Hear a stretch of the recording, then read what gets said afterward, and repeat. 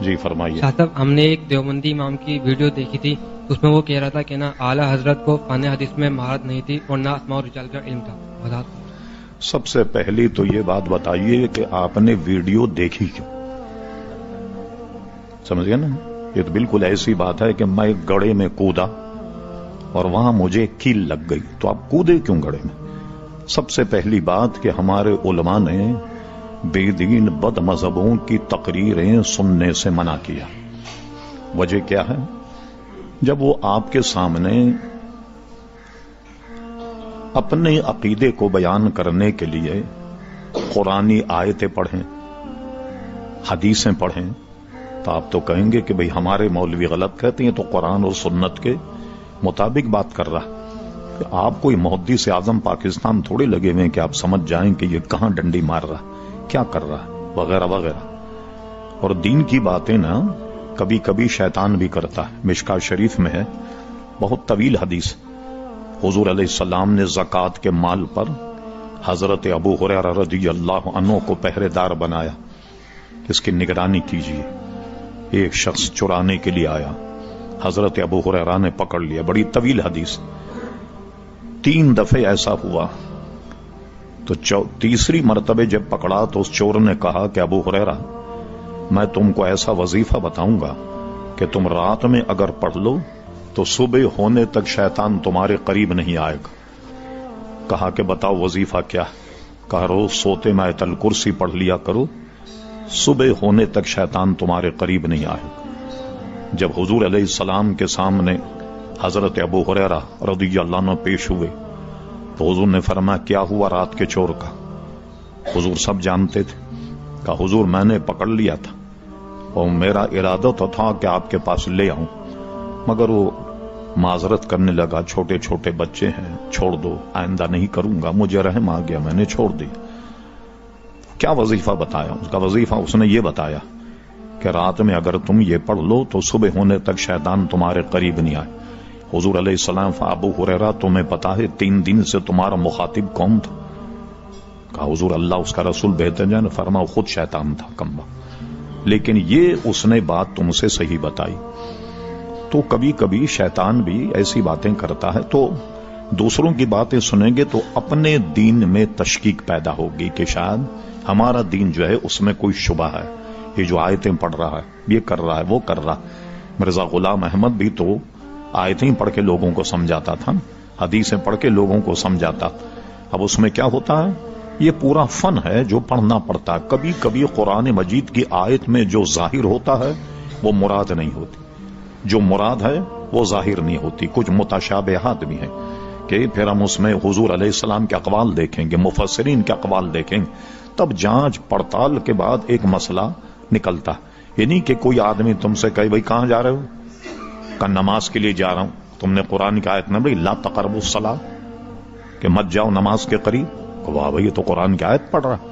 اور وہ یہ اس نے بتایا نہیں وان تم سکارا، جب نشے کی حالت میں ہو تو مسجد کی طرف مت جانا، نماز نہیں پڑھنا. تو اس طرح کے شکوک اور شبہات پیدا ہوتے ہیں. ایک بات. دوسری بات، بہت سی چیزیں آپ اگر ذہن میں رکھیں خود مسائل حل پیدا ہو جائیں. میں نے گزشتہ ہی اتوار کو آپ سے یہ کہا تھا کہ اعلی حضرت امام اہل سنت کے کتاب کا اوپر کا صفحہ میں نے نکال کر کسی وہابی کو دیا اور کہا اس کتاب کو پڑھو. اس نے کہا یہ تو اپنے فن کا امام نظر آتا. تو پھر بتایا میں نے یہ تو مولانا احمد رضا خان صاحب کا رسالہ سب منیر العین، انگوٹھے چومنے کا ایک مسئلہ ہے جس میں پورے فن حدیث پر اس سے بہتر کتاب آپ کو دنیا میں نہیں ملے. یعنی ایک جگہ جو مسائل اکٹھا کیے نا تو فن حدیث میں اعلیٰ فاضل بریلوی کو مہارت تامہ حاصل تھی. اور جتنی بھی سندیں آپ لائیے، میں آپ کے سامنے اپنا ریکارڈ پیش کروں جو میرے پاس موجود ہے چھپا ہوا. امام بخاری تک کسی کی سند 30 واسطوں سے ملے گی، 25 واسطوں سے ملے گی. اعلی حضرت فاضل بریلوی کے پاس جب آپ نے حج کا سفر فرمایا تو ایک اس زمانے کے حدیث کے امام تھے جو اعلی حضرت کو انہوں نے اجازت دی ہے، وہ صرف 11 واسطوں سے امام بخاری تک ملتی. اتنی قریبی حدیث. اور ایک حدیث جو اعلی حضرت کی ہے یہ پورا اس پر رسالہ ہے. الاجازہ کے نام سے. ایک اعلی حضرت کی سند وہ ہے کہ جس میں اعلی حضرت نے جن سے سند لی ان سے لے کر امام اعظم ابو حنیفہ، پھر امام اعظم ابو حنیفہ کے استاد حضرت امام حماد شاگرد تھے ابراہیم نخعی، اور ابراہیم نخعی روایت کرتے تھے حضرت اسود اور حضرت علقمہ سے، اور وہ حدیث بیان کرتے ہیں حضرت عبداللہ ابن مسعود سے. تو امام اعظم ابو حنیفہ تک جتنے محدث ہیں یہ سب کے سب حنفی. ورنہ بعض حدیثوں میں آتا ہے کہ کوئی امام شافعی ہوتا ہے، کوئی حنبلی ہوتا ہے، اور یہ ہم پہلے بتا چکے کہ چاروں ائمہ ہمارے نزدیک حق ہیں. تو ایک سند تو اعلی حضرت کی وہ ہے کہ جس میں امام اعظم تک سارے محدثین جو ہیں وہ خالصتاً حنفی. اور دوسری بات میں بتاؤں، اعلی حضرت فاضل بریلوی مرید تھے حضرت آل رسول مارہروی، ان کے مرید، اور وہ تلمیذ تھے شاہ عبد العزیز محدث دہلوی کے. شاہ عبد العزیز محدث دہلوی کو ساری دنیا محدث مانتی، تو اعلی حضرت کی سند میں شاہ عبد العزیز محدث دہلوی تک ایک واسطہ، اور وہ واسطہ کون سا ہے؟ حضرت آل رسول مارہروی. فوراً اس کے بعد ان کی سند جو ہے وہ حضرت کیا نام ہے شاہ عبد العزیز محدث دہلوی تک ملتی ہے. تو یہ لوگوں کا یہ کہنا، یہ ایسی چیزوں کو سنا نہ جائے کہ آپ کو اپنے مذہب میں کسی قسم کا شبہ اور وہ پیدا ہو. بلکہ علماء نے یہ تک لکھا کہ علماء کو بھی بد مذہبوں کی کتابیں ضرورت کے لیے پڑھنا جائز، ورنہ ان کو بھی جائز نہیں. مثلا کسی سے مناظرہ ہو رہا تو ظاہر ہے کہ عالم کو تو ہر مذہب کی کتاب رکھنی ہوگی، قادیانی کی بھی رکھنی ہوگی، رافضیوں کی بھی رکھنی ہوگی، دیوبندیوں کی بھی. کس لیے؟ کہ مناظروں میں کام آئے کہ بتائیں آپ نے فلاں کتاب میں یہ لکھا، فلاں میں یہ لکھا. تو آپ اگر اس کو پڑھیں گے نہیں تو کس طریقے سے ہو سکتا ہے آپ میں سے کوئی پوچھے واہ بھائی یہ تو آپ نے نکال لیا کہ مولوی تو پڑھ سکتے ہیں، ہم دوسرے نہیں پڑھ سکتے. میں آپ کو دنیائی مثال سے سمجھاتا ہوں. اب تو خیر ایسا نہیں ہے. ایک زمانے بسیں چلتی تھی تو باہر لکھا ہوتا تھا چلتی گاڑی میں اترنا چڑھنا منع ہے، لکھا ہوتا تھا. کبھی دیکھا ہوگا آپ؟ نہیں.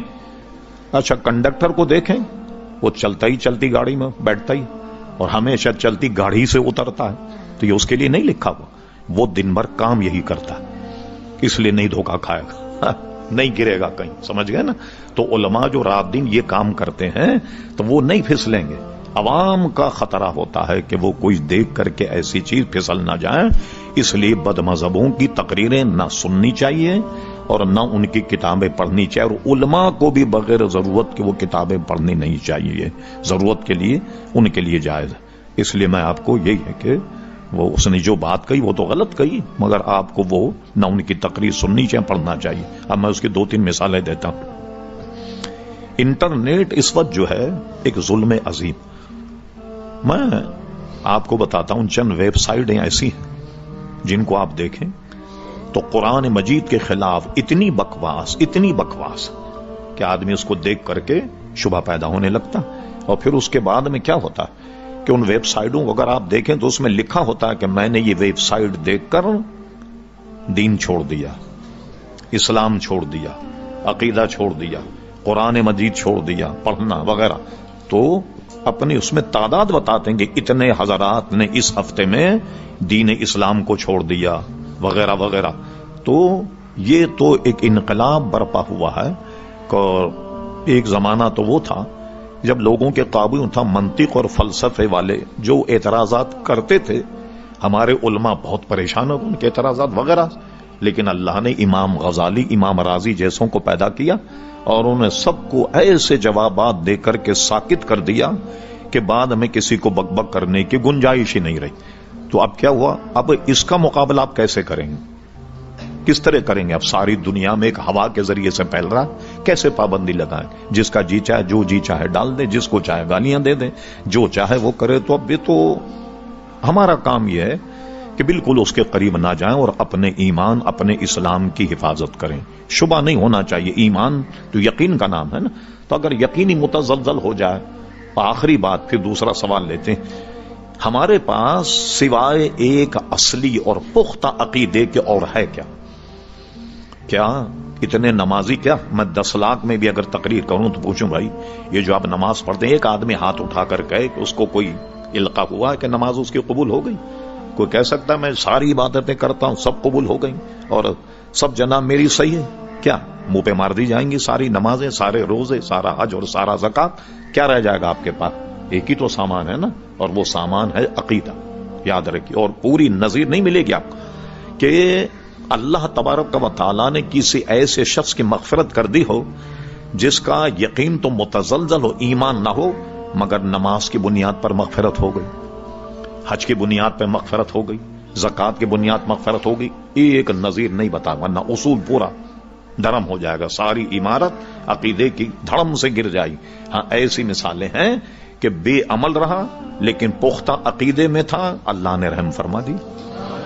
تو اس لیے عقیدہ جو ہمارا ہے وہ بالکل مستحکم ہونا چاہیے، اس میں کوئی صلح صفائی کی گنجائش نہیں، ٹھیک ہے؟ یہ ہمیشہ یاد رکھیے۔